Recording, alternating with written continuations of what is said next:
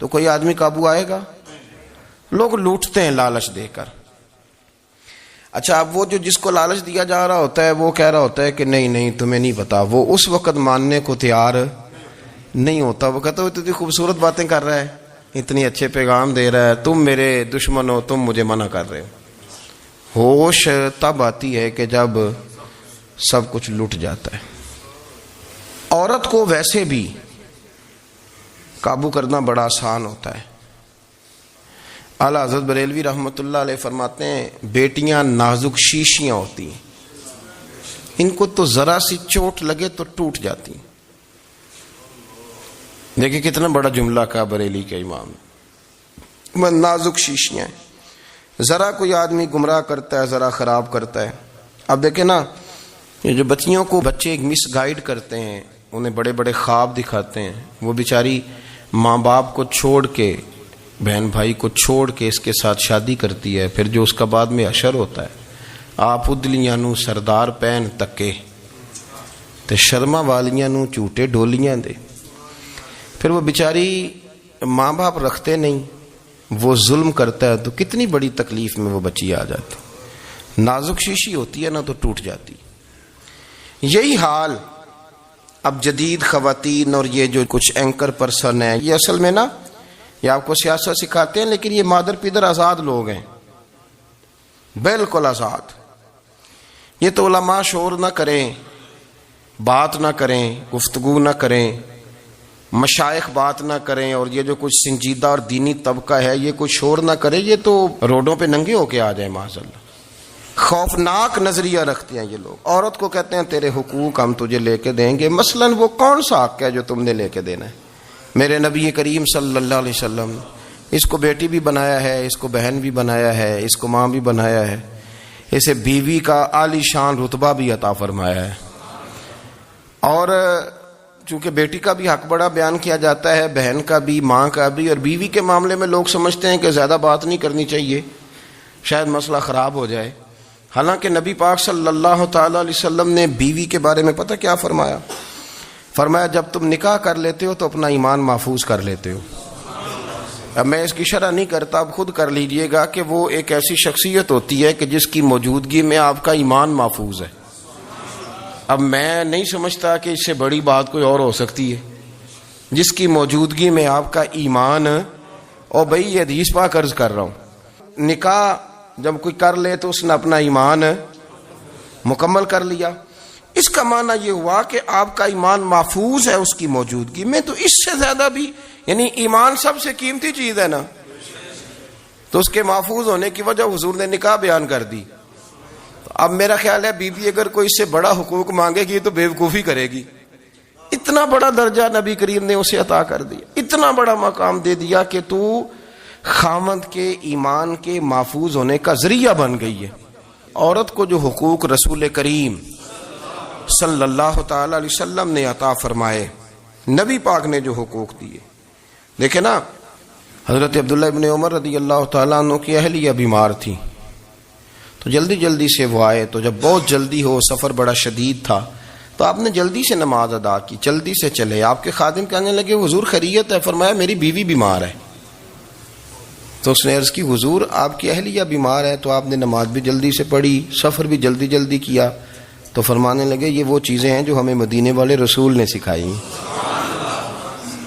آپ اس کیفیات کو سمجھیں کہ حضور صلی اللہ علیہ وسلم نے درس دیا. اور پھر ایک اور بہت بڑی بات، یہ فضیلت کسی اور کو نہیں دی. جو عورت کو حضور نے فضیلت دی، یہ فضیلت کسی اور کو نہیں دی. کبھی حضور نے فرمایا کہ تمہارا ابا تمہارے ساتھ بہت سخت رویہ کرے تو تم نے اس کو اس سختی پر داد دینی ہے. فرمایا چلو اگر وہ زیادتی بھی کرے تو تم نے اس کے ساتھ سلوک اچھا ہی کرنا ہے.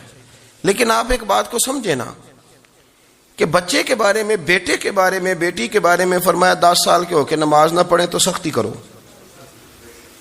تمہارا ڈنڈا بھی لٹکنا چاہیے. بہت ساری جگہوں پہ بہت سارے لوگوں کے لیے سختی کا حکم دیا، لیکن عورت کے لیے حضور نے جو جملے کہے، اصل میں ہم سمجھتے ہیں کہ یہ ایک بات ہے، مشہور ہو گئی ہے روایت حدیث، تو بس اس کے پس منظر پر اور جملوں کے حسن پر شاید معاذ اللہ غور کرنے کی ضرورت نہیں. ذرا اس لفظ کی تاثیر پر غور کریں. حضور نے فرمایا عورت ٹیڑھی پسلی سے پیدا کی گئی ہے، یہ ٹیڑھی ہے، اس کو سیدھا کرنے کی کوشش کرو گے تو ٹوٹ جائے گی. تو حضور پھر ہمارے لیے حکم کیا ہے؟ فرمایا جیسی ہے تم اسی کے ساتھ نبھا کرو. آپ سمجھیں کہ اتنا محفوظ حضور نے درجہ دے دیا بی بی کو، اتنا محفوظ کہ فرمایا غلطی بھی ہو تو میرے غلاموں تم اس کے ساتھ نبھا کرو، گزارا کر لو. کو کیا اور حق چاہیے عورت کو جس کو اس کی غلطیوں سمیت نبی پاک نے قبول کرنے کا حکم دے دی کہ اس کی کمزوریوں سمیت قبول کر لو. اب اس کو اور کیا کوئی کمزوریوں سمیت قبول کرتا ہے؟ کبھی آپ دکان پہ بیٹھے ہو تو آپ کہیں بھی اس میں یہ بھی غلطی، میرے مال میں یہ بھی کمزوری ہے، یہ بھی کمزوری ہے، یہ بھی کمزوری ہے، تو کر لے قبول. کرتا ہے کوئی؟ کوئی شخص ایسا ہو جو کسی چیز کی کمزوریاں بیان کر کے کہ اسے قبول کرو؟ پر رسول کریم صلی اللہ تعالی علیہ وسلم نے نا ہمیں سبق دیا، حضور نے ہمیں درس دیا، نبی پاک نے ہمیں پیغام دیا. فرمایا یہ ٹیڑھی ہے، سیدھی کرنے کی کوشش کرو گے تو بیچاری ٹوٹ جائے گی، تو اس کے ساتھ نبھا کر جاؤ. آپ میری بات کو سمجھیے گا. چلیں میں اس پر ایک اور بخاری مسلم کی حدیث پڑھتا ہوں. حضرت سلمان فارسی رضی اللہ تعالیٰ عنہ اور حضرت ابو درداء کے درمیان بھائی چارہ تھا. مکے سے مدینے جب لوگ آئے تو حضور نے بھائی بھائی بنایا تھا. ان کے درمیان بھائی چارہ تھا تو ابھی پردے کی آیات نازل نہیں ہوئی تھیں تو لوگ ایک دوسرے کی طرف جاتے تھے. حضرت سلمان فارسی رضی اللہ تعالیٰ عنہ حضرت ابو درداء رضی اللہ تعالیٰ عنہ کے گھر میں تشریف لے گئے تو دیکھا کہ ان کی بیوی بڑی غمگین بیٹھی ہیں. تو ہم نے فرمایا بہن کیا ہوا؟ تو کہنے لگی تمہارے بھائی کو دلچسپی کوئی نہیں رہی، ہر روز روزہ رکھ لیتا ہے اور ساری ساری رات نفل پڑھتا ہے. حضرت سلمان فارسی کہنے لگے ٹھیک ہے کر لیتے ہیں بندوبست. نماز دین ہے کہ نہیں؟ دین ہے نا یہ چیزیں. لیکن حضرت سلمان فارسی جناب ابو درداء سے کہنے لگے آج میں نے تیرے گھر میں رہنا رات کو، کیونکہ وہ تو ساری رات نماز پڑھتے تھے، نفل پڑھتے تھے. انہوں نے کہا ٹھیک ہے. ایک بستر لا کے بچھا دیا حضرت سلمان فارسی کے لیے. سلمان فارسی فرمانے لگے دوسرا بھی لا.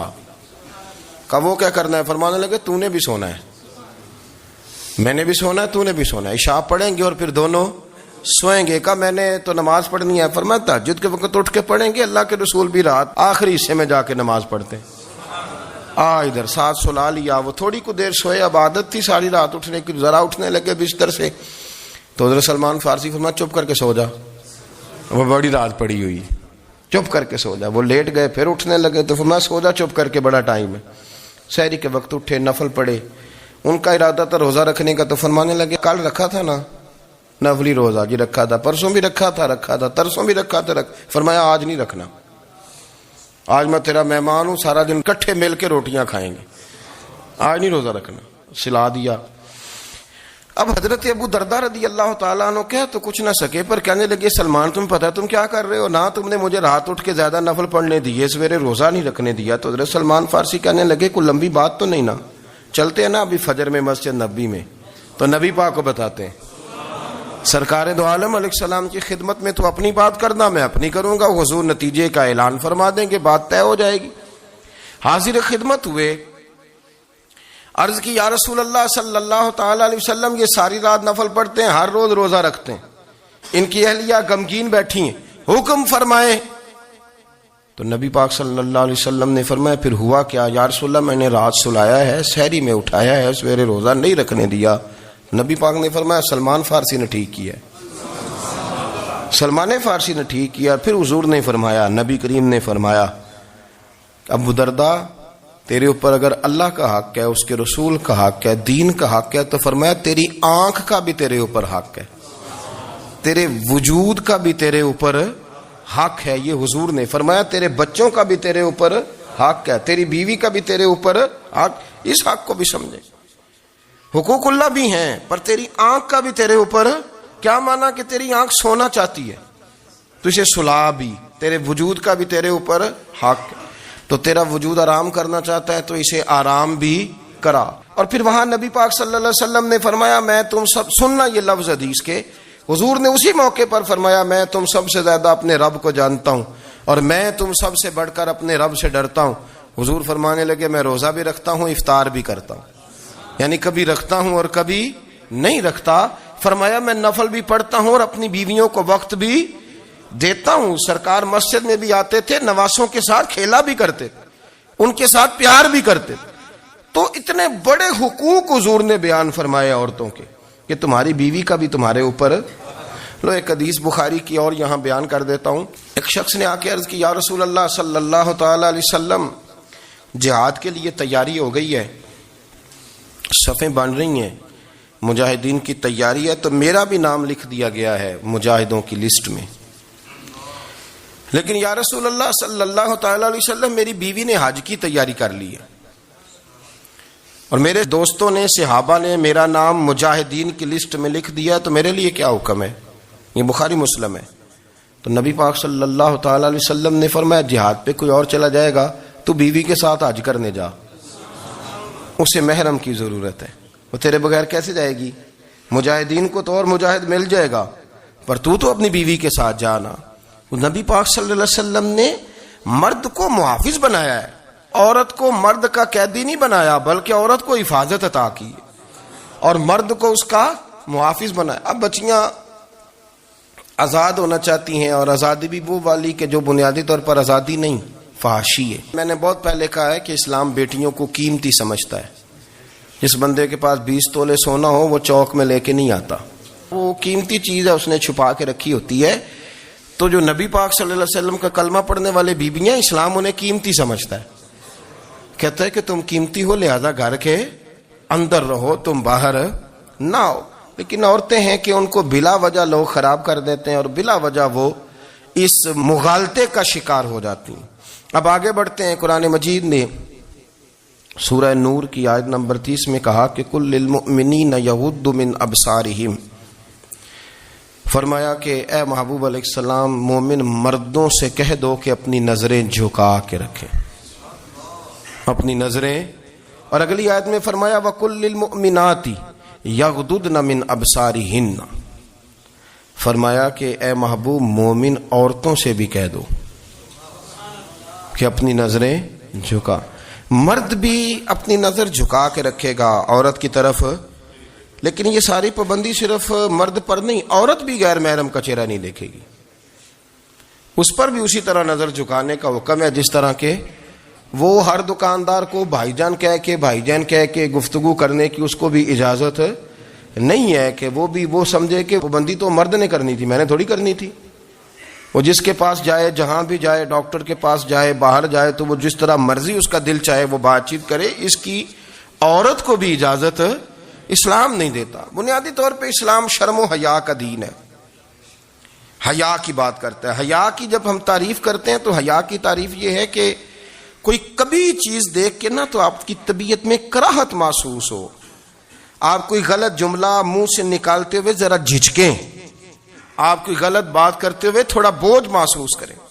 ہمارے ہاں تیزی سے فروغ پایا ہے بے حیائی نے. سنگیوں کی محفلیں, یاروں کی محفلیں, اس میں غلیظ گفتگو ہوتی ہے الا ماشاء اللہ. ان دوستوں کو بڑی پاک صاف گفتگو کرنی چاہیے. دوستی کا رشتہ بڑا مقدس رشتہ ہے, جو یہاں ایک دوسرے سے پیار کریں گے جنت میں بھی اکٹھے داخل کیے جائیں گے. شرط یہ ہے کہ پیار اللہ رسول کی رضا کے لیے ہو, لیکن اس کے اندر اگر آپ کی گفتگو کچی ہو, کمزور ہو, فحاشی والی ہو, عریانی والی ہو. ہمارے ہاں تو اب اس کو لوگ فیشن سمجھتے ہیں, اس کو مردانگی کی علامت سمجھتے ہیں کہ وہ جی ساری باتیں جی وہاں ہو گئیں, اور جس کا جو جی چاہا اس نے کہا. آپ جب حیا کے دائرے میں ہوتے ہیں تو آپ خود بھی سکون محسوس کرتے ہیں. دیکھیں نا, آپ کو نیند سکون سے کہاں آتی ہے؟ جہاں کمرہ بند ہو, چاروں جانب دیوار ہے, اوپر چھت ہے, خالی دروازہ بھی کھلا ہوا ہو نا, تو جب بندہ سکون لینا چاہتا ہے تو کہتا ہے یار ذرا دروازہ ذرا بند کر دو. وہ اچھی طرح اپنے آپ کو چھپا لیتا ہے نا حیا کے پردے میں, تو اللہ اسے سکون عطا کرتا ہے. اور جو اس سے بھی زیادہ ٹھنڈی نیند میں جانا چاہتا ہے وہ کہتا ہے لائٹ بھی بند کر دو. اب وہ مکمل طور پہ سمجھتا ہے کہ میں چاروں جانب سے چھپ گیا ہوں, اگر میں کھل کے بھی سو جاؤں گا تو میرا چونکہ پردہ قائم ہے تو مجھے کوئی دشواری نہیں ہوگی.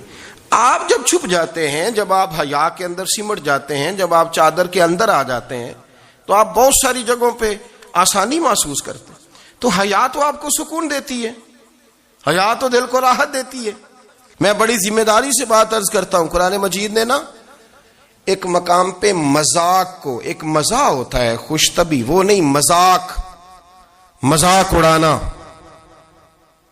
قرآن پاک نے نا مذاق کو ایک جگہ پہ جاہلوں کا طریقہ بھی قرار دیا ہے۔ بنی اسرائیل کے لوگوں سے حضرت موسیٰ نے کہا کہ گائے ذبح کرو اور ایک ٹکڑا مقتول کو مارو، زندہ ہو کے خود بتا دے گا مجھے کس بندے نے قتل کیا۔ تو کہنے لگے آپ ہمارے ساتھ مذاق کر رہے ہیں۔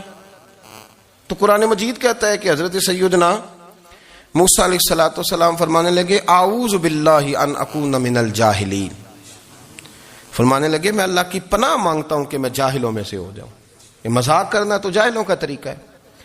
اگر آپ کی زبان سے بے حیائی کا جملہ نکل گیا، اگر آپ کی زبان سے بے حیائی کا جملہ نکل گیا، آپ نے کہہ دیا کہ ہم آزاد لوگ ہیں، جو مرضی کریں گے، جو مرضی کہیں گے، جو ہمارا دل میں آئے گا کریں گے، تو پھر تو لوگ آپ کا وہ حشر کریں گے کہ آپ سے برداشت ہی نہیں ہوگا۔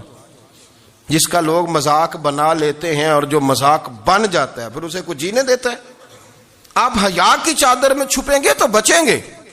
اگر آپ نے اپنا مذاق بنوا لیا یہ کہہ کے کہ میں نے مرضی کرنی ہے، پھر یاد رکھنا چھپنے کو جگہ نہیں ملے گی، پھر تکلیف میں آ جائیں گے، پھر بہت بڑی اذیت کا شکار ہو جائیں۔ شرم و حیا، عرب کے اندر جو کنواری لڑکیاں تھیں ان میں بڑی حیا ہوتی تھی۔ الحمدللہ میں بڑے فخر سے کہتا ہوں کہ میرے پنجاب کی، میرے پاکستان کی بیٹیاں بھی 20 دفعہ ان کا ابا کہے تیری شادی کرنی ہے تو وہ آنکھ نہیں اٹھا پاتی آج بھی۔ یہ تو وہ چند لوگ ہیں جو کہتے ہیں ہم ہائی کلاس ہو گئے، ہمیں نہیں پتا کہ وہ روشن خیال ہو گئے ہیں کہ روغن خیال ہو گئے، پتہ نہیں کدھر چلے گئے۔ ورنہ ہماری بیٹیاں آج بھی جب ان سے ان کا باپ، ان کی ماں بات کرتی ہے تیری شادی کی، تو وہ تو شرم کے ساتھ پچھلے سے پچھلے کمرے میں چھپتی ہیں۔ یہ اللہ نے فضل کیا ہوا ہے اس ملت پر۔ تو عرب کی لڑکی بڑی حیا والی ہوتی تھی، اس سے کوئی بات کرنی پڑتی تھی تو 20 دفعہ بات کی جاتی، پھر بھی وہ عورت چھپتی پھرتی تھی۔ حضرت عائشہ صدیقہ رضی اللہ تعالیٰ عنہ فرمانے لگیں میرے نبی پاک صلی اللہ علیہ وسلم عرب کی کنواری لڑکیوں سے بھی زیادہ حیا کرنے والے۔ قاضی اعجاز مالکی نے، شیخ عبدالحق محدث دہلوی نے، دیگر بزرگ جو سیرت نگار گزرے انہوں نے لکھا ہے کہ نبی پاک صلی اللہ علیہ وسلم کے اندر 100 مردوں سے زیادہ طاقت تھی، 100 مردوں سے زیادہ طاقت۔ اب جو بات کہنے لگا ہوں، جو نتیجہ دینے لگا ہوں، اس پر خاص توجہ آپ فرمائیں گے۔ ذرا فکری طور پر، نظریاتی طور پر ایک چیز کو سمجھیے۔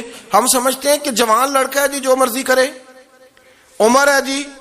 آپ ذرا بات پر غور کیجئے گا کہ حضور صلی اللہ علیہ وسلم میں طاقت 100 مردوں سے زیادہ ہے اور حیا کنواری لڑکیوں سے بھی زیادہ ہے۔ ذرا اس بات کا تقابلی جائزہ کیجئے گا کہ طاقت 100 مرد سے زیادہ ہے لیکن حیا کنواری لڑکی سے بھی زیادہ ہے۔ اس کا معنی یہ ہوا کہ جس ٹہنی کو پھل زیادہ لگ جاتے ہیں وہ جھکا